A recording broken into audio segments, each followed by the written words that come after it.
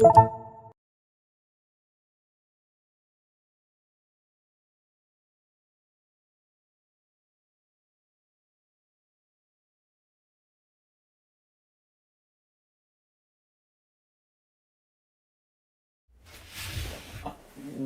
up, everyone, and welcome to another episode.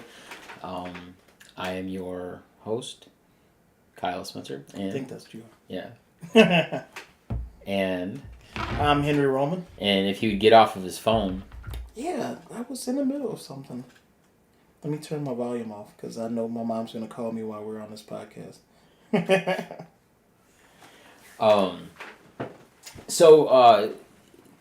Today we just got back from the gym, and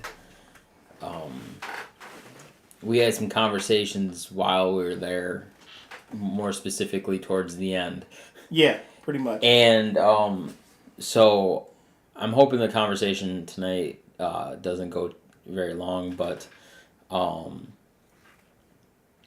and though there's a lot of biblical thoughts that encompass this conversation, I more so just want to have a real, like, more topical kind of, just more of a down to earth conversation. Yeah. But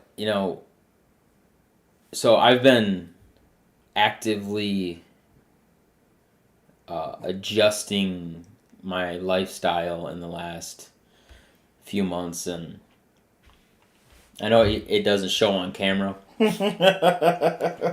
No, it shows. Me, it doesn't. Or even you've gotten skinnier. Well, in this shirt, for some reason, makes it look like really baggy.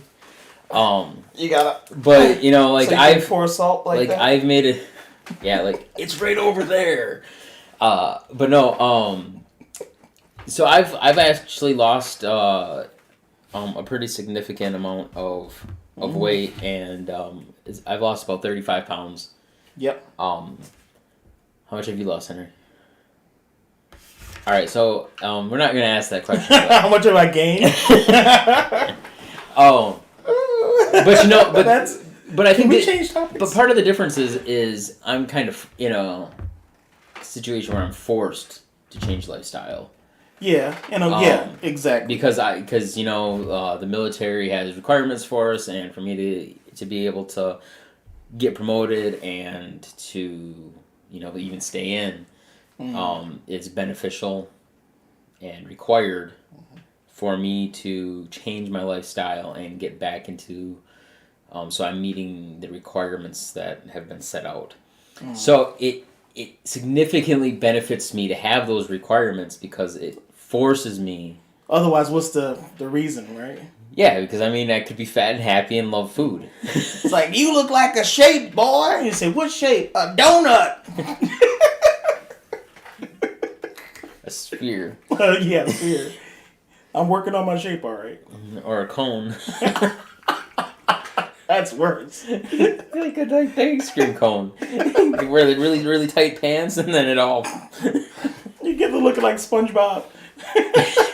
Patrick. Oh, even worse, yeah. Well, that's me. You're SpongeBob, I'm Patrick. No, I'm more of a Squidward kind of guy. Yeah. Mr. Krabs. Right. Yeah, you're right. You Krabs for sure. So anyways, though I've changed my eating habits, which has been the significant benefit of all the weight that I've lost, I have been attending the gym here and there, and I haven't been active, or I haven't been consistent in going to the gym, and that's half the struggle and half the battle is, we always have that excuse of why we can't make it to the gym. Yep. Whether it's truly justifiable or not. And I remember seeing this one TikTok or YouTube reel or something, maybe it was on Instagram. I'm not 100% sure where I found it, but it was this older guy, and you could tell he's super, super great shape, more of like a bodybuilder type Not the round shape. Just burst my bubble, man. Come on. But he was in really great shape, and everybody in the gym with him was equally strong. It appeared, and It appeared. Some of it might be steroids. But he walked around and he said, "Hey, man," or Jeff or whatever the guy's name was, and he's like, "Let's call him random names for right now." But he's like, "Hey, Jeff, what do you do for work?" And the guy answered generalized question or answer to it, and he said, "Roughly how many hours you put in?" The guy's like, "I don't know, like 40 to 60, depending on the week." And he's like, "You got family?" He's like, "Yeah, 2 kids, wife, whatever." He's like, "But you're here at the gym." He's like, "Well, yeah." He's like, why wouldn't I be?" So then he goes to the next guy. "Hey, Tim, what'd you do for work?" Guy answers him, how many hours you put in?" "About 40. "Family?" "Yeah." "But you're here." He's like 2-3 hours a day. "Okay." He just goes down the line. He literally asks like 10, 15 of them. And he says to all of them, "Hey, what do you do for work?" And all of their answers were 40, 50. One guy was like sometimes 60, 70 hours. He's like, "But you're here." Yep. It's a common thread. And he's like, "If you want it, it's discipline." Yeah. And we've had that conversation before on here where we've talked about discipline and the lack thereof and everything else, and there's never really a good excuse. It's not really, because there's that one quote or whatever that if you don't want to do something, you'll always find the excuse. And it's only so many times that your dog died. Yeah. You can't just keep using that as a perpetual excuse. Oh, somebody's dog died. Yeah. I hit it on the way here. You know how many dogs are named Fluffy? Right? Fluffy died. So I'm sure that somebody's Fluffy died. Can I get bereavement? Right. Yeah, from the gym. Yeah. So, it comes down to the discipline, and ultimately I just gave myself like no absolute way of ever justifying me ever leaving, not going to the gym. I know. Which is the worst, because then now when I say I don't want to go to the gym, it's after this is over, delete. Well, I could just end it now and we could delete it before anybody sees it. No, we got to get it out. I mean, first you got to admit that you have a problem, and then you delete that you ever had it. Yeah. Plausible deniability. Yeah. But so as we're at the gym today, I'm like, "Hey, let's go do the treadmill thing." So we get on the treadmill, and Henry's over there, and he's sweating like a dog. Oh man! And he looks at me, and he's like, "Man," he's like, "how are you not sweating?" And it's just it takes a lot to get me to sweat. So some people think that I'm not putting in the work because they're sweating like Henry. Dry. And I'm like, "Man, like, when are we going to start working?" Yeah, exactly. But then we went downstairs and we started doing weights. And I see Henry over there, and he's pushing the same amount of weight I am, but he's pushing, 10 more reps than me. And then, he gets up, and he seems like he's okay, and then gets back on there and does roughly about the same amount of reps, I think. And I did my same amount of reps, and like I could feel it. I look back over, he gets back on, same thing, and it's like I knew he could have kept going rounds, but I was already feeling it in my knee, and I'm like, "Yeah, no, we're done." So then we went and we did this sled, put about $130 on it. Yeah, about that. About 130 pounds on the sled, and you can push it about 50 meters, and then back. You got this meter stuff. You don't know what feet. All right, so about 120 feet. There we go. There we go. No. So, anyways, you push it down to one side of the thing, and then you push it back. It's on AstroTurf, and the first one, man, I had it going, and then I had it going on the way back, but when I got back that first time back, I was already winded. I was gassed, and I said, "Oh man, your form looked good." And I see Henry go down and back, and I'm like, all right, I can do it again. Yep. I know it. Well, and that was just it. And that was actually kind of what pushed me, is because I seen you do it. I'm like, okay, like he looks like he's got a little bit more left. So I did it.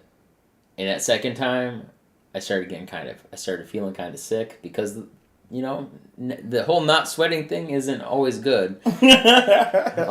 My body temperature rises faster and I start getting sick. So anyways, I start not feeling the greatest, and mainly because I'm out of shape. As much as I want to use the heat thing as an excuse, it's only that bad because I'm out of shape. And I have a reason for explaining all this all the way through. But then Henry goes again, and he comes back, and I see he's a little bit more winded, but he still has some gas left. Still some gas in the tank. So you mean to tell me huffing and puffing means I have a little more left? Yeah. I mean, because the exhaust was backfiring, but... I sound like a 72 deuce and a quarter. As long as the tank wasn't empty. Dude. So I go a third time, and it took everything in me to get back. And I felt it. Every muscle in my back and in my legs felt it. And when I got back, I started drinking my body armor juice or whatever, and I let Henry go. And I'm hoping he takes his time. Because I'm like, well, maybe I got one more left. And man, he got back way faster than what I expected. He should have told me to take a nap. I'd have been willing, believe me. And so I asked him, like, well, I don't even remember how I worded it. He's like, well, as many times as you want to do it. Well, he's like, I can do it. Oh yeah, I think you asked me like how many times we're gonna go or whatever. And you're like, oh, as many times as you get, as long as you, if you go, I go. And I'm like, oh, I hate you. He was expecting me to say, you know what, man, I'm good. I think I've done all I can. I'm perished. I'm parched. Famished. I'm famished. My throat is dry. So I don't think I'll do it again because I may not make it home to my lovely family.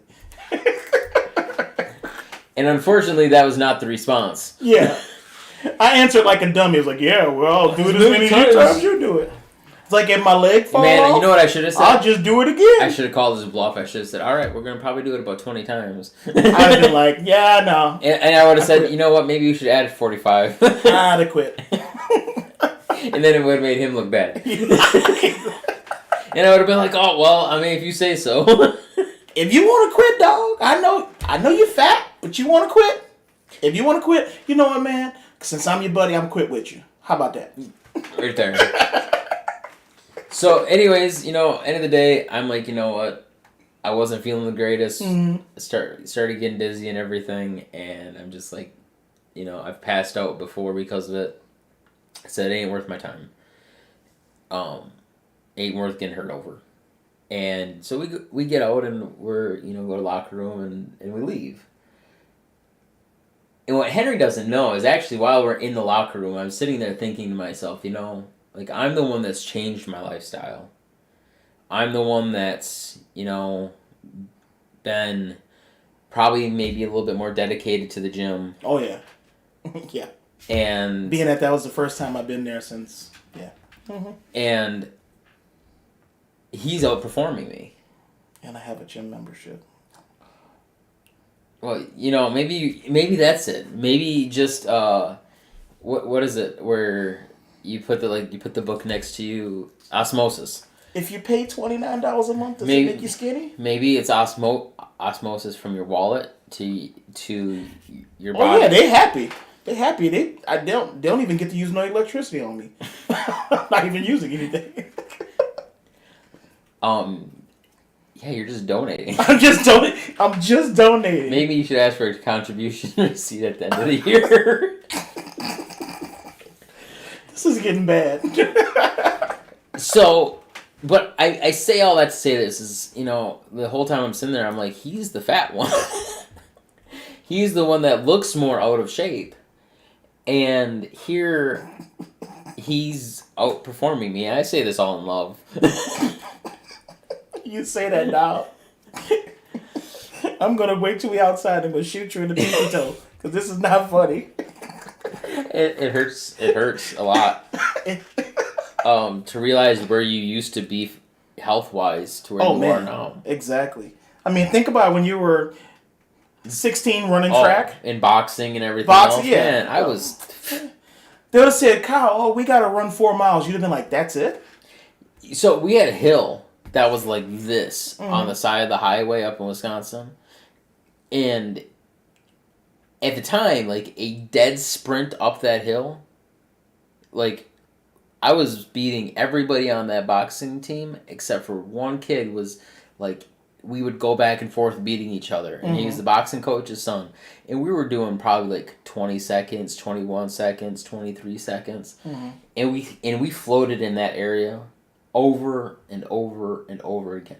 And when I say like amount of times up that steep hill, and it wasn't no small hill. When I say we went 20, 30 times up that hill, sprint, and still had a little bit of gas in the tank, I'd make it up the hill once at a mile jog. And I'd be winded. I'd have to roll down the hill to get down. I was about to say that. That's the only way down. That's the proper way down when you get older. Yeah, like, I mean, everybody did it on purpose when they were a kid. You just did it because that's the only way down now.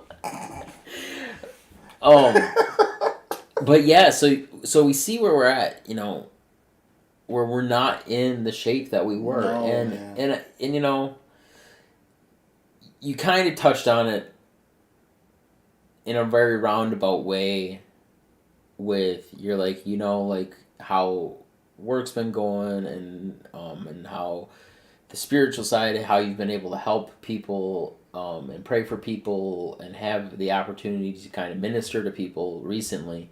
And you made a statement about how, whenever this happens, you get attacked and you get like Louisville Slugger. Oh, yeah.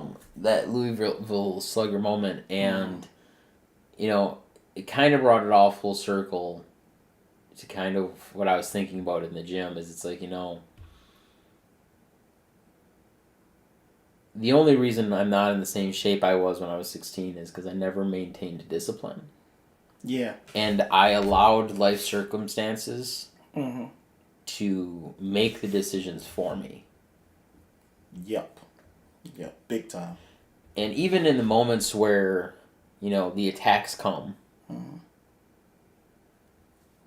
life's circumstances at that time can make decisions for us if we allow it to, and put us in worse shape than we were going into that situation. Yep, spiritually and physically. Yeah. And I look back at when I was 17 and on fire and a youth pastor, and man, I wanted everything that there was to do with ministry. 22, I was senior pastor. I wanted everything there was to do with ministry. And then in all of that, life was happening. And chipping away at my spiritual fitness. And then all of a sudden, I'd get this burst. I'd get like what's going on right now. Like I'd have something in my life, some moment where I was able to start ministering to people again. I was getting excited about it because I could see things happening. Mm-hmm. and then all of a sudden another attack would come. Yeah. And I would allow that spiritual moment or life moment to dictate Mm-hmm. my next decision versus going into it and saying, I'm making this decision. Right. And I find that it's like water. Like if you see the bottom of a waterfall, all those rocks that are there are smooth. That's because even a drip over time on even a rock, a hard piece of rock, that water will wear it down. And if it'll wear a rock down, we're not as strong as that. And so even as we gain victory spiritually or even physically, like going to the gym, the nausea happens because we're still yet human. And that exhaustion, that heat that is built up by exercising is like water wearing that rock down. And we're not we should be capable to be shaped by life, to have our rough edges kind of smooth over. But those smoothing over times aren't meant to discourage us. I think sometimes we give the enemy a little bit too much either room or we give him too much credit. Mm-hmm. And we don't put the credit on ourselves. Like when you say that guy walked around, he said, okay, did you make a commitment to come to this gym? And how many hours you've been working to work? You have family? And so the guy said, yeah, I got all of that, but I still come to the gym. And then the other guy says, yeah, I got all that, but I come to the gym. And when you look at those guys that are dedicated, when you see the guy walking around like Johnny Bravo. Oh, we saw it today in the gym. Yeah. I mean, that was actually one of the first conversations we had when we got it onto the phone. That dude had every plate that you could possibly put onto that machine on it. And he was squatting it like, 1, 2, 3. And I'm looking at this and I'm in awe. Because we kind of talked about it. Like, we remember the day when you couldn't have put enough plates on that machine and I can lift them all. And I'm looking at this guy, and he's my age at least, and he's doing the same thing now, and I'm not. So what was the difference? Commitment and discipline and dedication. So the thing is, we can allow our rough edges to be smoothed over by life, but what we can't allow and also be successful is to allow that to discourage us, to say we're not committed. Because those guys that walk around the gym and the ladies that walk around the gym and they look all fit, and we almost think like, okay, yeah, they probably just work out 20 minutes a week. No, they don't. Well, They're there all the time. I didn't see any girls there. Yeah, me neither. But so the difference is those people that are dedicated, they're experiencing the results. So just like in your spiritual life, when you're dedicated to your spiritual life, therein lies the results. And so when the storms come, the storm isn't bigger than the Jesus. Just like when Peter was in the boat and he said, well, if you bid me to come, I'll come. The difference was Jesus was involved in that situation. So just Peter trying to walk on the water by himself, he would have just sunk immediately. Because Jesus was there. It's kind of like a personal trainer. Yeah. So, Absolutely. One of the other talks that we had was, even today, like, I didn't want to go to the gym today. But I knew if I reached out to Henry and say, hey, let's go to the gym, and I knew he was going to say yeah if he was in the area. Mm-hmm. I'm sorry. That was bad. It's been a long week, guys. But I knew if he was in there, he would say yes. And I knew if he said yes, I was now committed. Yeah, now you're obligated. I'm obligated to go because man, Henry's counting on me being there. And if the fat guy go, you gotta go. Yeah, because I can't make the fat guy show me up. Because I'm gonna show up at your house with some cheeseburgers and some donuts and some cookies, and I'm gonna make you go in reverse. So reaching out to somebody and being like, hey, having that accountability partner. That's it. And not. Oh my gosh. It just hit you like a It did. It just went. Yeah, I can tell. It's from sitting down. Mm-hmm. But having that accountability partner, mm-hmm. and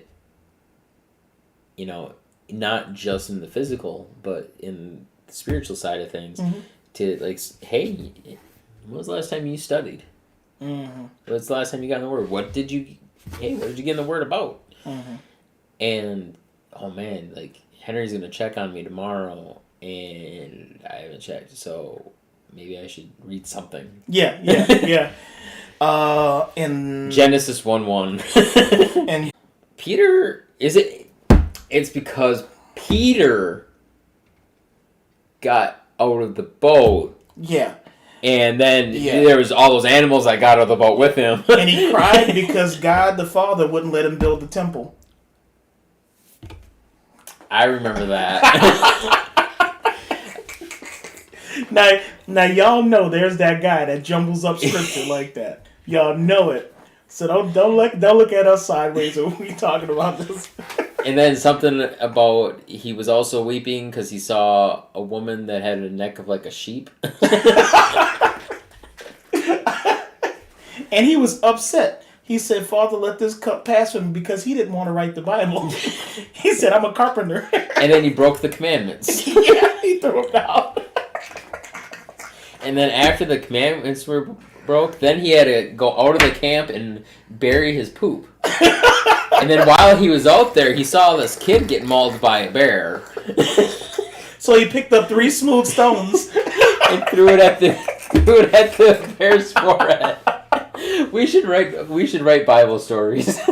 We're hoping to not get struck when we walk outside. So anybody that's following this, if you are not knowledgeable on scripture, You do believe all of that. not listen to anything we just said. No. Go and read all of those scriptures for yourself. They are different stories. No, at least you want to be laughed at by your grandmother that knows the Bible. Don't do it. Yes, don't repeat this. And then something about 5 fish and 2 loaves. Yeah, I was hungry. I'm sorry, man. But all that being said is, having the accountability to help grow in those moments. Because yes, like, we didn't work out as much as Maybe we wanted to. Yeah, maybe. but I always tell people this, and not even at work this week. I took over a new position. I walk into it, and I see that there's tons of issues that have been blindly ignored, or not even taken care of. And so I've kind of very quickly came out of the gate and had to make changes and put ideas forward to get in the right direction. Probably not even, I wouldn't even say in the right direction. I would say just in the ballpark. Yeah. Like even getting started. Well, yeah. I mean, I'm at least trying to get people to the line to start. Yeah. Like when you're so far behind I'm sitting there holding the gun in the air, and everybody's facing the wrong way. Yeah. Yeah. Or they're at the wrong park. They're texting you saying, "Okay, did you give me the right address?" Yeah. So so even during this week, it was I told everybody this isn't a sprint. Mm-hmm. Every bit of this is a marathon, and I said, I would love to just be able to snap my fingers and be exactly where I would love for this to be. Mm-hmm. But it's not it's not maintainable at that point. Because I would be the only one that have any clue of what is going on. It won't be sustainable. And, and so I said, we start small. Let's change one procedure. Mm-hmm. One. Mm-hmm. I said, wise. And once we get one changed, and we get people to follow on to with that one, and we go through the phase of testing, and we pilot it, and everybody signs off. Well, that's how you get buy-in. Yeah, and then you know what? After that, bam, we go to 2. After that, 3. Mm-hmm. And we walk through the process. Mm-hmm. Now, getting in the Word, same way. Don't start with a chapter a day. I don't encourage it. If you're not reading now, that's idiocracy. Mm-hmm. Because it's not sustainable. Mm-hmm. Because you have to not only change the fact that you're going to start getting in the Word again. But now you have to change and adjust your entire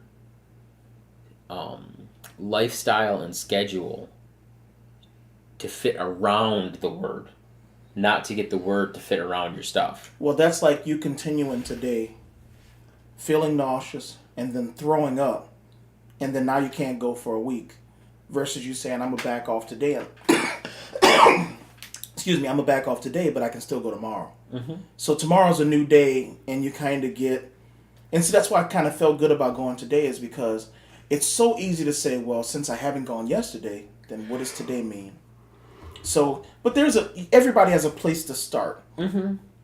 So give yourself credit for starting the process. Because if you look at every single one of those bodybuilders in there, like that one guy that had all those weights on that thing, if you ask him where he started... It was his first day lifting. Yeah, for sure. He probably had 50 pounds. His very first time ever lifting. Just the machine itself. Because the thing is, he needed to learn technique. He needed to learn what his muscles could do. Because otherwise you just hurt yourself and now you're out. And the same thing happens with scripture. Same thing happens with getting the word. Same thing happens with getting into ministry. Same thing happens with organizing your ministry.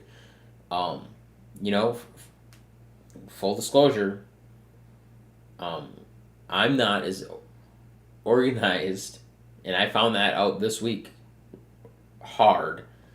I am not, as much as I thought I could maintain all the organization and everything that I needed to remember up here, and I could keep everything separate, because my entire life that has been the case. I could keep everything. I had never had to hardly write anything. You thought you were multitasking. Oh, I was always multitasking. And a couple days ago, I got flooded with emails at work. I got flooded with new responsibilities and new issues, and now having to start delegating things to people and keep track of other things that are going on in different departments. And I realized really quick, I got home from work and I looked at my wife and I said, I need help. I said, I am lost in the chaos. I said, as much organization as I thought I have none. And I had to start from ground zero. So my wife is sitting next to me, kind of helping me go through like ideas and things that the software that work gives me on how to use it appropriately to organize and keep things user friendly. And even being as technical as I am, like, I learned a ton from my non-technical wife. Because she has the organization skills. Yes. And, it's the... and one thing that I can't stand in, I'm just going to say it. One thing I can't stand in ministries that I'm either a part of or even my own is the lack of structure. Because without structure, you will not grow. Yeah. And you can get overwhelmed because not everything comes at once instead of you segmenting it off. And other leadership that you have in your ministry, they will not grow. And your ministry will stay stagnant. What are you talking about, man? I've grown a lot. Oh, yeah, you've grown a lot. But even us, like, we won't grow together. And the other facets of ministry that I belong to, I'm currently not growing.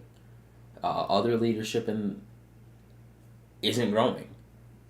And it's because of lack of structure. And it comes from the top down. Like, the problem with the lack of structure here, and for some reason, I don't have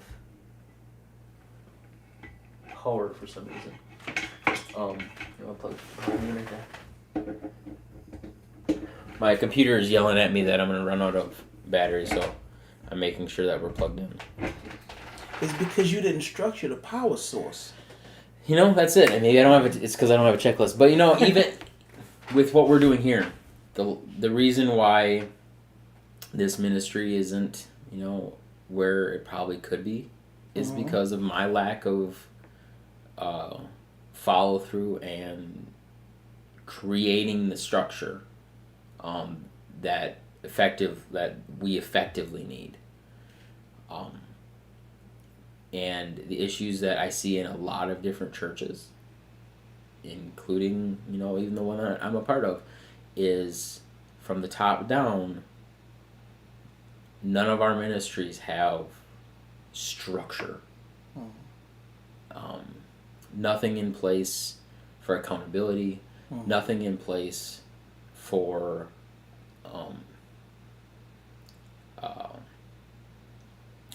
what's the word?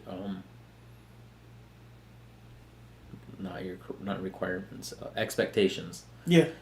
Expectations of leadership. Like Henry doesn't have any expectations of leadership from me, and I don't have anything in place of the expectations that they should expect from me. And that's a problem.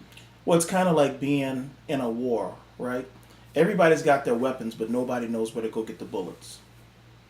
Yeah. And so you lose the war because a logistical kind of issue. And everybody's running around and say, Private, so-and-so, where do you get the bullets? And the guy's like, oh, man, go ask Johnson. Johnson, you know everything. You go ask Johnson. Johnson said, man, I don't know, man, go ask Tim. And then you run around robin, and then you get defeated. And, and the same thing happens in our own lives. If your life doesn't have structure, it's going to be very difficult for you to, get in the Word and stay in the Word and grow. If your life doesn't have a structure, it's going to be hard for you to get into the gym, stay in the gym, get a good job, maintain a good job. And, I've always been a firm believer of structure. Even in the military, and that's the difference in environment. In the military, it's nothing but structure. So that you already expect it. It's an expectation already there. You expect it and you live it. So when I was at training, or if any time that I've been on orders or anything like that, you show up on time. You don't even just show up on time. You showed up early. Yep. In the right uniform, at the right time, at the right place. Yep, because you don't want to be that guy. And, if you're ever in a combat situation, if you don't show up in the right place at the right time and with the right gear, you're talking life or death. And or the guy on the side of you. And what we need to start realizing as ministers and as Christians in general, and as churches, and I want to hound on that last one, and as churches, is a church is no different than serving in the military. It is a life and death situation. And when your lack of structure is creating an environment where people are not able to grow or function in the best capacity that they can, there are lives on the line. Right. And I think getting back to the title, War Out, right? As a minister, you have to fight against the things that make you either feel wore out or physically wears you out. And it could be, so maybe the structure allows so that the things that wear me out mentally, what wears me out mentally? Is it a family member that just gets my goat? Is it, a situation? Is it the work environment I'm in that really takes me outside of the realm of being able to do ministry properly? So I might have to segment that thing off. It's kind of, we talked about it earlier, like work phone. When I'm not at work, maybe if the work phone is a barrier, the work phone might need to go get turned off and get put in a basket somewhere. And I don't touch work phone until it's time to work. So that now I can take that toxic thing that takes me away from ministry, and I can kind of segment that off. So what if it's, my old friends, and my old friends call me up and they think I still want to go hang out at the club, But the club is not my lifestyle anymore. That's the old me. So maybe I need to segment off my friends if they draw me into that lane. So anything that's not providing you an avenue for excellence in ministry might have to be something that now I segment off. So that thing can't become an anchor to hold me from being able to really run the race. So in order to not wear out mentally, I'm going to have to segment some things around that. And I'm going to have to clearly identify what those things are, because without identifying them, I'm not going to be able to effectively work on them. The only reason you're working on your physical nature is because you have an expectation of where you need to be in the military, right? So what you're doing is you're saying, okay, well, I can't keep doing the things I've done previously and then have the success. So now I'm going to eat different. And your eating habits have changed, so you lost a bunch of weight. So what you did was you segmented off from the foods you like to then have success in your weight. So now you said, okay, well, now I got that in check, but now I need to gain endurance. How do I gain endurance? I got to segment off maybe not going to the gym and keep those things that prevent me from going from keeping me from going. So now you say, okay, well, yeah, I know the fat guy will go with me if I ask him. So that's another way you segment off. But what's going to happen when you're not fat anymore? You got to find new friends. You go hang out at Starbucks and be like, you know what? No, McDonald's. Yeah, McDonald's. You got to hang out, and you got to hang out by the play area. Because all of the fat people hang out with the player because they want to see the kids run around because they know they ain't going to do it. Because that's their exercise. Yeah. And then they go, ooh, these fries are just delectable. But you know, and you kind of touch base on, you know, the worn out part is because again I know I hit that soapbox or whatever, but even in a church setting as ministers, we get worn out. Oh yeah. Because of lack of structure. We get worn out because of the lack of expectation. And the enemy uses that to just beat the snot out of you. Every day. Mm-hmm. And you know, and one of the other things that I think is vital, and not even just for ministers in general, or leadership in general, but just Christians in general, get worn out because of lack of training. Oh yeah, yeah, that's a big one. So you know, for instance, like I started this role, and actually one of the roles that I started is a training, basically like a training supervisor. And you would think like, hey, like I would get good training coming into it. And the thing is one of the downfalls that I see is the lack of training and the lack of mentorship. And it was kind of one of my interview topics that I hit on was mentorship. And you know, one of the things that I discussed with a couple of the youth leaders here at the church I attend is, you know, the lack of training that they've received. And not even just at my local church, but at other churches across the board, I see this all the time. The lack of training that is given to leadership. The lack of resources that are provided for leadership. The lack of resources and mentorship and training that is provided to church members in general. Hey, you're a Christian? Great. The only training you're going to get is Sunday morning, Wednesdays, and that's it. So do you think that the lack of training acts as a hurdle? You might still be able to run the race, but you're going to walk around the hurdle. Yeah. You don't know how to jump it. Right. Or you're not going to be effective when a hurdle comes. You might just try to run through it, and you might hurt yourself in the process. And you see that with track, when you see people that don't know how to do hurdles properly, they normally will try to jump them, and then the hurdle takes them out. Or they end up getting hurt in the process. And I think we see a lot with a lot of church members and a lot of Christians where people are getting hurt because they're running into situations that they're not prepared for.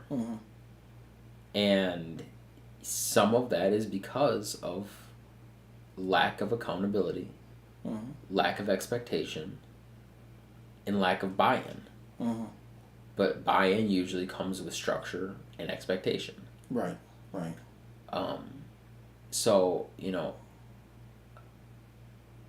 I hate being worn out. I hate falling into that depressive state. I hate falling into a state of not caring. But I also hate getting to a place of I care so much that it drives me back to the other state. Yeah. It's a vicious cycle. And it is. And sometimes as individuals, we care about things and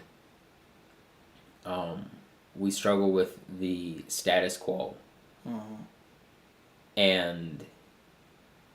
But nothing we try, nothing we can do can fix the situation. So then we fall back into, well, then I'm just not going to care. Right. And then, because if I don't care, then I'm not going to get upset. And if I don't get upset, then I'm going to get back out of this rut of depression and everything else. And, then I get back into the, hey, you know what, like, I love ministry again because now I'm back out of that rut because I've stopped letting the things that were bothering me bother me. And then all of a sudden I get back into like, hey, I care again and I want to do ministry again and I want to see people succeed again. And then all of a sudden I run into the same thing and now... It's a hamster run on a wheel. That hamster ain't going nowhere. You could that hamster can run himself to a heart attack. Until somebody takes the wheel away. But you know what I find? Some of the times where I had moral failures, it wasn't because I was trying to I had some need in me or wanted me to be something less than what I should have been.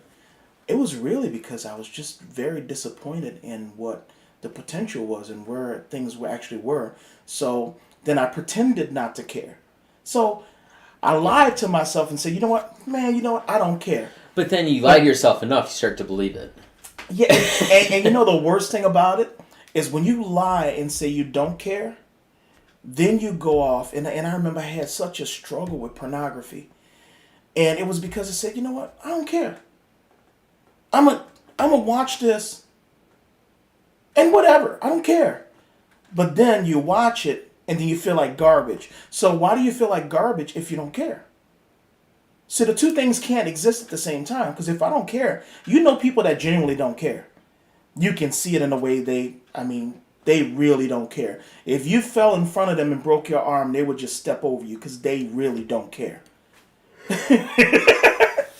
But when you do care, you do something and then you feel like garbage afterwards. The only reason you feel like garbage after is because you actually do care. You just been drinking the Kool-Aid and telling yourself you don't care. And then you go off and you're crying because like, oh, wow, I just did this thing that I feel so bad about. And it's like, well, why are you feeling so bad about it? Because you do care. You're just lying to yourself so that you can kind of run away from the real root issue. The root issue is, I really wanted this to be that, and I didn't meet that mark, or we didn't meet that mark, or they didn't meet that mark, so now I'm feeling so bad about it that then I revert to this poor behavior. Instead of just saying, well, you know what, not only do I care, but I care so much that this has really hurt me. This really affected me. And instead of reaching out to a brother and having that accountability and saying, well, you know what, bro, I'm struggling today. And then, because if you reach out to somebody that's going to try to tell you right, you're then going to have to deal with what they said to you. It's like when I talked about earlier, when I made the poor decision about, oh, well, I'm going to just do this. But the engineer told me X. And then Kyle had to bring it out. He's like, oh, yeah, but you saying that. But the engineer told you this. And not some random guy on the forum, that's probably, had one too many Bud Lights. So it's like, that guy can't be your moral barometer outside of the engineer that kind of knows what he's doing.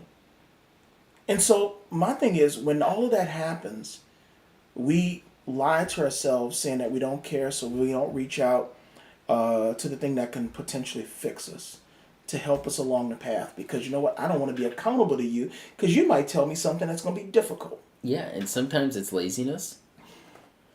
sometimes, So you mean that's why I hit snooze? right? You know, This is lazy getting all over me now, man. I don't like it. people lack structure Mm-hmm. in their life, in work, in ministry, in everything, because of laziness, Mm-hmm. because of accountability. They don't want to be held accountable to anything. Mm-hmm. Because they've set their own expectation, Yeah. or they're afraid. That's a big one. And I'm going to touch on the afraid one, and then we're going to let you guys go because it's been about 50 minutes when I said it was Yeah. going to be a short one, which is I'm usually short. which is usually the case. Some people are afraid of what they're going to have to give up. Wow. So you know what? Sometimes you might have to give up some free time. Okay. Just because you'll pass it on me, you got to preach. Yeah, right. Sometimes you have to give up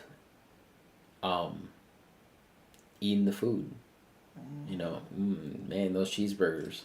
Sometimes you have to give it up. Mm-hmm. Yep. And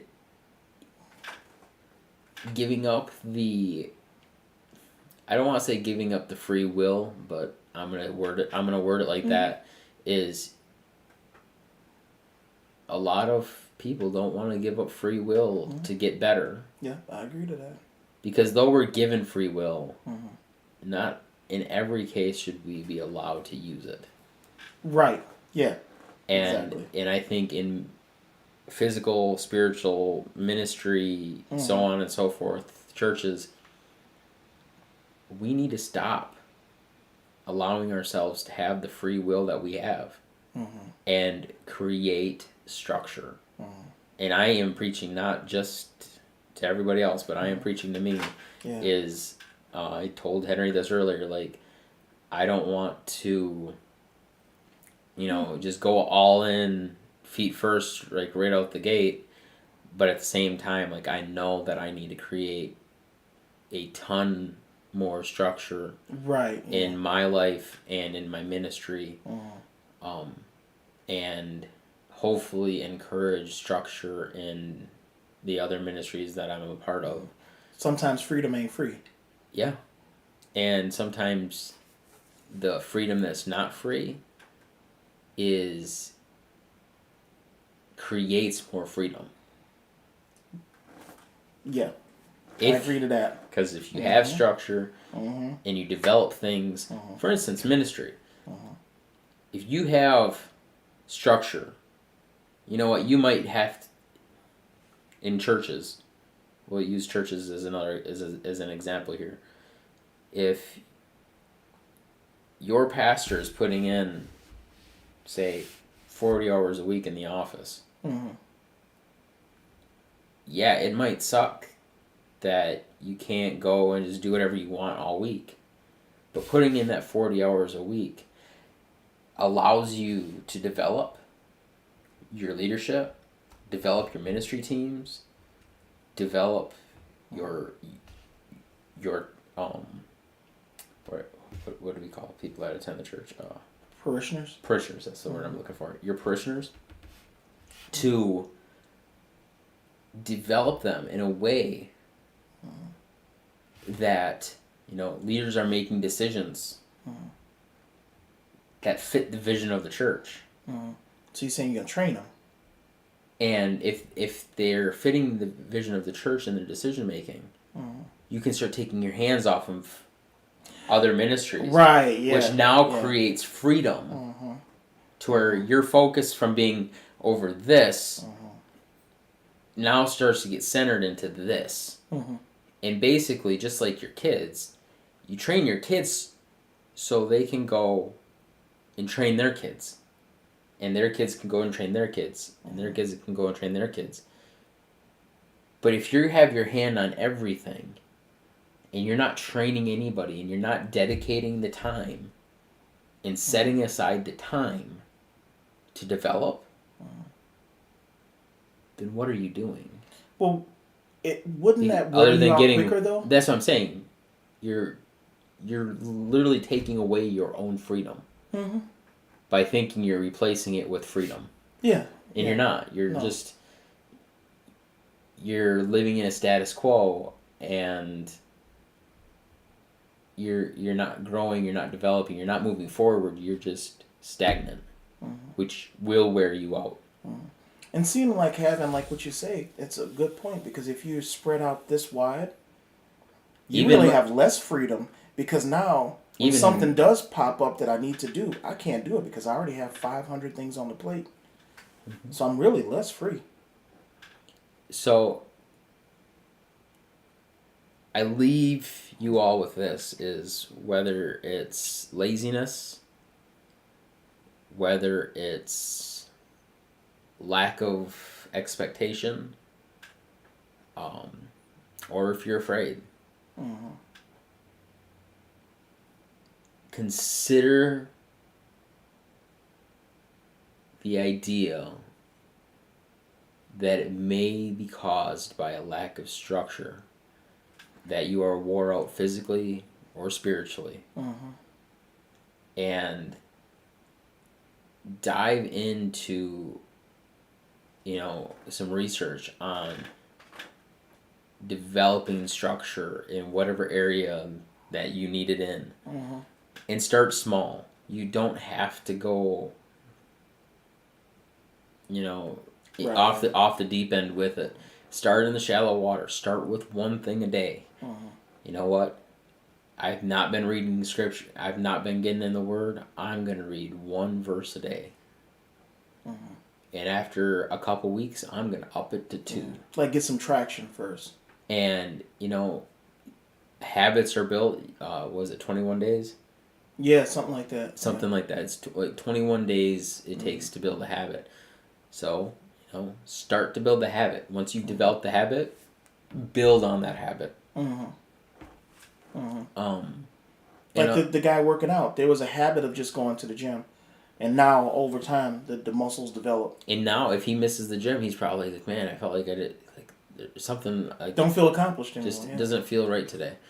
It's like when you wake up and you forget to brush your teeth. You leave work or you leave home and you're like, dang it, and like it hits you, and like, man, like I knew I was forgetting something today, and getting in the Word should be like that. It should be like, man, I can't believe I forgot. And Sean says that a lot, and that's why I like when Sean talks about it. Like he's the only one out of any of us that knows what that's like. But I'm just kidding. It could be that though. I mean, it could be that, because a lot of us are not meeting that standard. And, for sure. And so the thing is, when he talks about it, you can tell that something, he feels that something is just not going to go right if he doesn't dive in, because that's a part of his habit. So he's a good test subject for that. Being able to stick to something, and when you don't do it, you almost feel naked. So, but that's what we leave you with, guys, is, I know we didn't really cover any quote-unquote scripture today. I mean, we covered, I mean, a lot of Bible. It was a deep dive, though. We did a lot of scripture all at one time. I mean. Oh, yeah. Yeah, oh, yeah. Oh, yeah. If you want to be mistrained, yeah, that's the way to do it. But, I felt like the conversation was an important one to have today, because I know I'm not the only one that struggles with it, and I know there's other people in my life that struggle with it, and I felt it was no better time than the present to have the conversation. So whether anybody that I know hears it or cares about it or anything like that, who knows? I don't care. All I can do is pray that it falls on fertile ground. So, true. As always, we love you. We care about you. Otherwise, we wouldn't be doing this, because trust me, I'd much rather be in bed. And man, I could have like a whole line of grease running down my arm right now from one of those big sloppy burgers. Just saying. You're an idiot. But so I love you guys, not necessarily him all the time. But yeah, we love you. We care about you guys, and as always,